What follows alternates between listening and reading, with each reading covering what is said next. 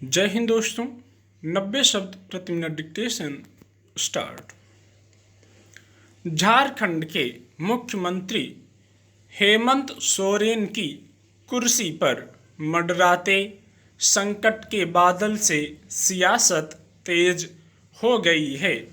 अधिकतम स्थिति में यही होगा कि हेमंत सोरेन को फिलहाल पद से इस्तीफा देना पड़ेगा। हालांकि काफ़ी कुछ झारखंड के राज्यपाल रमेश बैस पर निर्भर करेगा, चूँकि यह कोई बहुत गंभीर मामला नहीं दिखता। इसलिए गुरुवार दोपहर से शाम तक राज्यपाल की ओर से कुछ भी स्पष्टता से सामने नहीं आया। चुनाव आयोग की सिफारिश के पीछे ऑफिस ऑफ प्रॉफिट का मामला बताया जा रहा है। आरोप है कि हेमंत सोरेन ने मुख्यमंत्री व खनन मंत्री रहते हुए अपने ही नाम खदान लीज को मंजूरी दी। सोरेन का दावा है कि यह मामला पुराना है और उन्हें इससे कोई लाभ नहीं हुआ है। यह भी कहा गया है कि वह इस पट्टे को पहले ही छोड़ चुके हैं, अतः अब मामला नहीं बनता है। फिर भी यदि भाजपा की शिकायत पर चुनाव आयोग ने सोरेन के खिलाफ ऑफिस ऑफ प्रॉफिट का मामला पाया है, तो उनकी विधानसभा सदस्यता रद्द होना तय है। परंपरा यही है कि सोरेन को इस्तीफा देना पड़ेगा और वह फिर चुनाव जीत कर आ सकते हैं।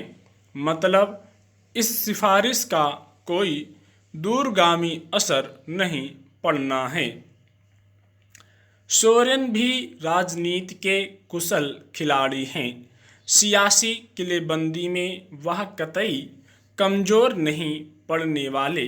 अभी जो हो रहा है इसका अंदेशा उन्हें पहले से था, इसलिए वह कतई घबराहट में नहीं हैं।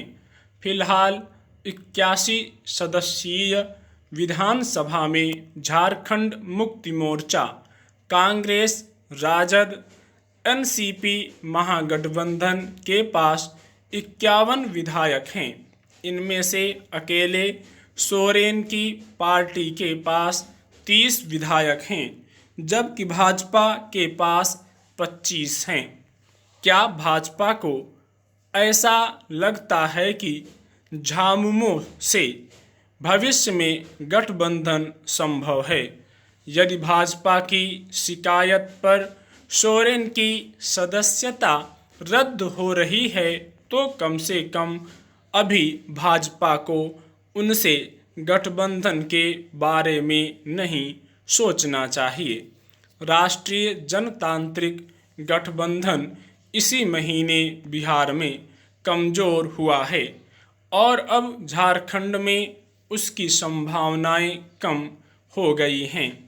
ठीक है, झारखंड में भाजपा के पास करीब 33% वोट हैं, पर इस आंकड़े को झामुमो व कांग्रेस ही मिलकर आसानी से पार कर सकती हैं।